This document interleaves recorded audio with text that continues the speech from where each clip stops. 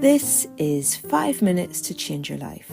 My name's Joanne Mallon. I'm an author and coach. I love helping people make wee changes that make a massive difference in their lives.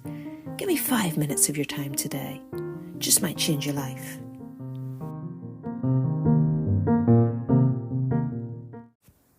Hey, hello there. What about you? So I noticed that this happens to be National Grief Awareness Week. So this is the week that we're all encouraged to think about our own experiences of grief, but also to be aware of other people's experiences of grief and bereavement and maybe talk about it. So I guess that's what I'm doing here today. I do think that awareness weeks can be a really good way to just shine a light on a subject, get people talking. But when it comes to grief, once it enters your life, you're always aware of it. So actually, what I could do with is instead of an awareness week, is a week off being aware of grief. Do you know what I mean? A week where you just forget about it and revert to the person that you were before grief changed you. But that isn't going to happen. Let's face it, grief does change us, and there's no going back from that. It becomes part of who you are. You do not get over it, you shape yourself around it. Grief in all its forms is the big thing that unites us as human beings.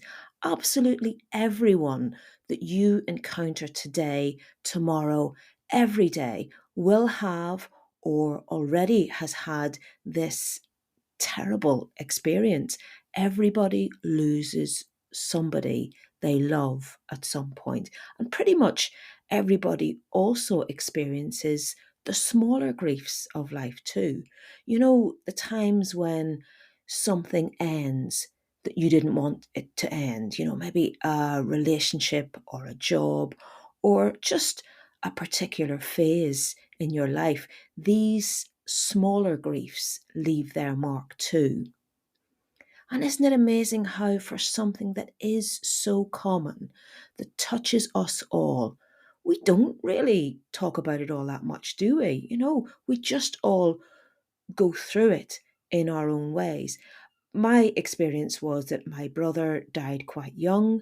He was only 20, I was only 24 at the time. So grief found me earlier than it finds most people. And it was at a time when there was very, very little support available. So I am really glad that there's more stuff around now, more ways to help us all.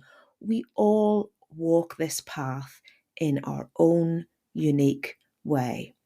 There might be laughter, there might be anger, there might be emotional numbness, there might be just all the emojis all the time. Don't feel that you have to be or act any particular way when you're grieving. You just do what you need to do to get through it and adapt to this change. So, given that we don't get a week off of grief and that this awareness is always with us, I just invite you to pause today and give space to your own grief. Honour both whomever you've lost, but also honour that grief as it sits within you today, however you feel it, however you're experiencing it. And say it out loud if you can. Talk about what's going on with you. Say the name of whoever or whatever it is you're grieving. Say it out loud. Talk about them, maybe even light a candle and say, "This is for my grief." Think about how you want to direct this awareness. Is there maybe a memory that makes you smile? Is there a learning that you want to take from this experience? This awareness of grief that we all walk with. It can be a burden, it can be a gift, it definitely is a whole complicated mess of things. But it's not something that you carry alone. Remember that. And I'll talk to you soon.